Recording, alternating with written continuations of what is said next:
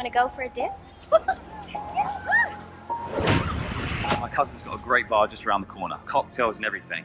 And I think it's about to be happy hour. Hi, I'm Sophia Jessica, and this is Angel, and welcome to the Fan Carpet. It's always wonderful to speak to you. So how's everything going? Oh, yeah, brilliant. Yeah. Thank you. Yeah. Wonderful. So what can you tell us about Escape? Well, it's a movie that's going to keep you on the edge of your seat for sure.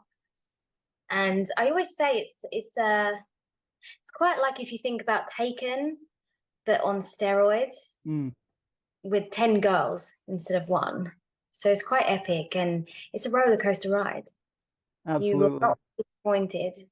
And the girls do the fighting rather than being the ones that, rather than do the fighting. So that's the girls awesome. kick ass and they fight back and they find strength within that vulnerability. You know, so it's epic. Yeah, absolutely. So what was it about Escape that made you want to be involved to tell this story? It was Howard J. Ford. He made me want to be involved. You know, I'd heard so much about Howard before meeting him. And just from what I heard, I knew he was someone I really wanted to work with. And then when I met him, that heightened by 100%. I just knew I have to work with this guy. His energy on set is just unbelievable. The magic just transcends onto everyone around him. You know, so it was Howard who made me want to work on this movie. Awesome. So when you read the script, what was it about Carla that struck you? Really, it was the fact that she was thrown into, you know, this vulnerable situation, into like the depths of despair. And within that, hitting rock bottom, she finds real strength and courage to fight back, but also not just for herself. She's quite selfless, and she wants to help the other girls, you know, and I really, really like that about her character. And you obviously spend a lot of time with Sophie Rankin's Lucy. So how were those interactions the interactions with her and the rest of the cast? Oh, Sophie is great. I love working with her. She's a ball of energy. She's just so happy, and her laugh is just so infectious. You know, her little giggle. So she's just a great energy to have on set, and her spirits are always high. So that's really nice to have that rub off on myself and everyone around her. And, you know, she helped me out a lot on that film set as well. She, there was one scene in particular that I didn't know we were shooting one day, and I hadn't received that part of the script, so I didn't know my lines. And Sophie, she helped me in between us filming this crazy, chaotic scene. So in between Howard saying cut and then setting up for another shot, she was helping me go through all these lines, trying to, you know, get them in my mind. So she's really, really lovely girl, and she's just, she's a joy to work with. Awesome. So what does it mean for you to be a storyteller and use this medium to tell stories in this way? You know, it's really important for me. You know, it's a way of communicating with people that you may never meet, but it's opening your soul up to them, really, to the audience members, and letting them in, which is quite a strange thing because they're strangers, you know, but they get to see a part of you that really, I guess, doesn't come out in day-to-day life. So it's quite an interesting thing. I've never been asked such a question like that, but I quite like it. And I do think the power of storytelling through film is such a magical one, you know, and especially in Escape, because I really think, you know, young girls can take a lot away from the movie to be more mindful as a girl, you know, when they're on holiday or on their own or traveling around, you know, whatever it is, it is a powerful message to, you know, be safe and be careful, you know. Absolutely.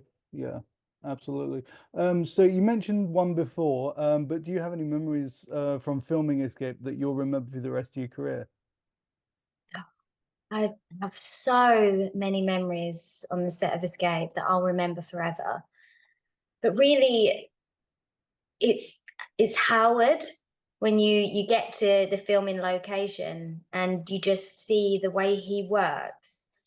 You know, he's just straight to it. There is no messing around, and he works so hard, but he remains so positive, and that magic still sticks around, and he just, you know, it exudes from him, and it just spreads the whole cast and crew. And for me, that was just such a joy to be around, and it really is, you know, for me, the magic of filmmaking, and I will never forget those moments. And they were those moments were pretty much all the time. Awesome. Now you mentioned the location. The location's beautiful, and it does become sort of the character within the film. Do you think that it's is important for films to be produced on real locations rather than the reliance of virtual spaces? Oh, yes. I mean, you can't beat it, can you, being on a real location? Especially as an actor, because, you know, the location actually helps you get into your character way more. You know, you're able to look around and take in the sights around you and see where you are rather than making it up in your imagination. Mm, absolutely. Who inspires you in the industry?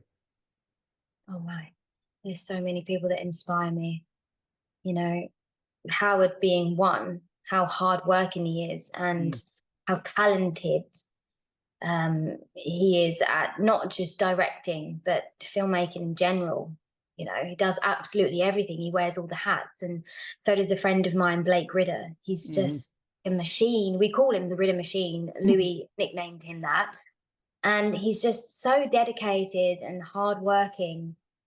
You know, it is inspiring to see, you know, people that you're close with and around you just putting their all into movie making, their heart and soul, as is Louis. Louis is always inspiring me to keep pushing and to keep going, and, you know, to really just knuckle down and create your own work.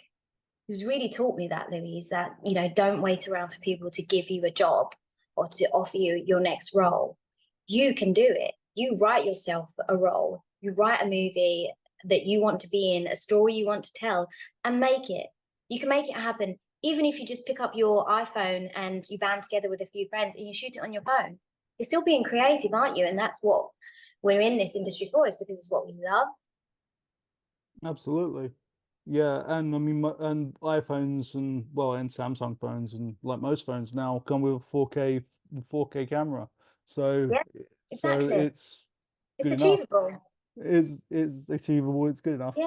Um, so what are you hoping audience will take away from Escape when they see it?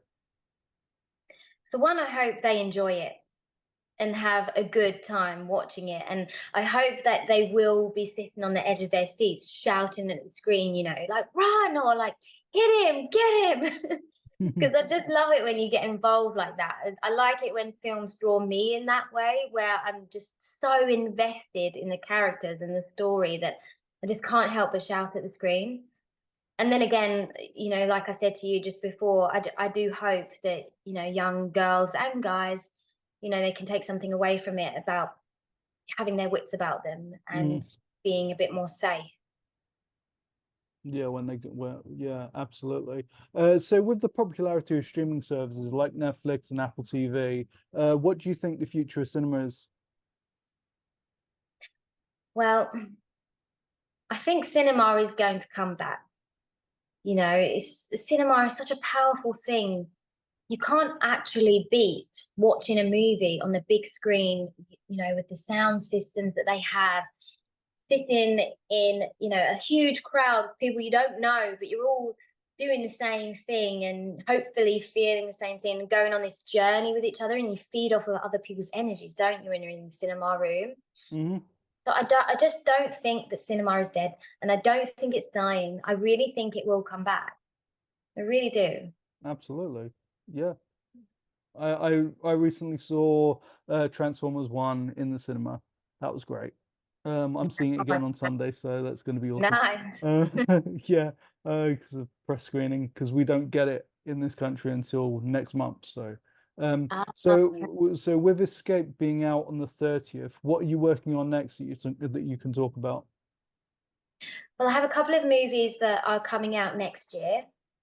One is River of Blood, also by Howard J. Ford. Another is The Manor of Darkness, which is directed by Blake Ridder and produced by a dear friend of mine, Lucas A. Ferrara and Louis James. And then I'm also working on the production side of 2 horrors, one called The Hag and one working title, The Feed/Archie, which Louis James has written. So I'm on the production side of that, producing, but also will be starring in those. Okay, nice. And you're still writing Snowdrop, aren't you? Yes, I am. Yes, I'm rewriting constantly to try and, get that to a place where I think I could start pitching it and banding it around. Okay, awesome. And where can we find you online to keep up with everything you're doing? You can find me on Instagram, Sarah A. Marks. Awesome. Okay, great.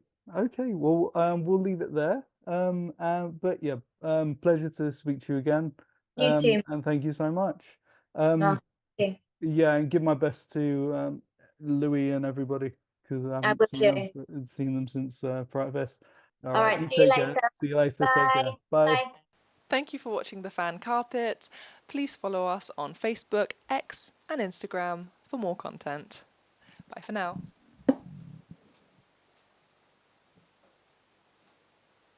I always fight back.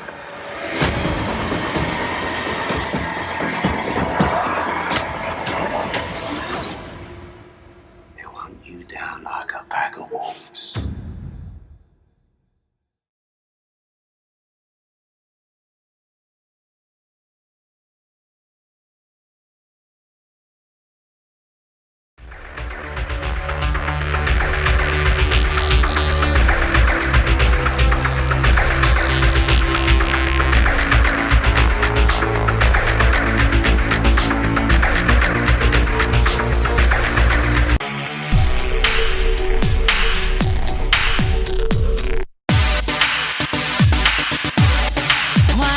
You show what you can do.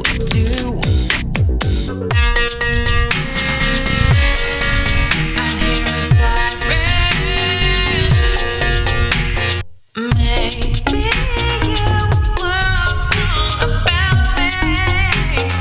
I'm dangerous and still. Why don't you give me a sign like the sea? It's not your problem, it's mine. Everybody thinks that I'm okay.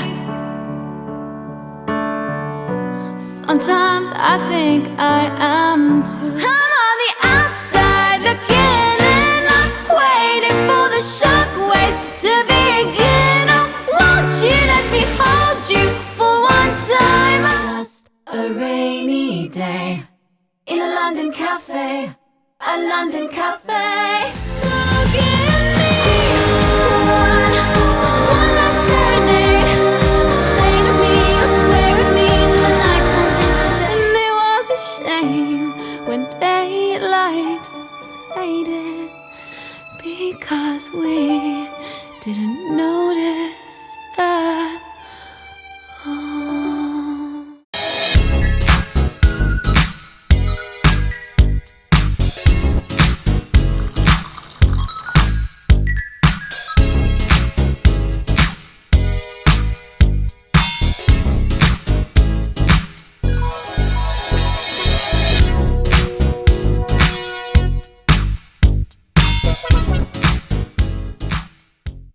Thank you for watching The Fan Carpet. If you like this video, be sure to click that thumbs up button at the bottom of your screen.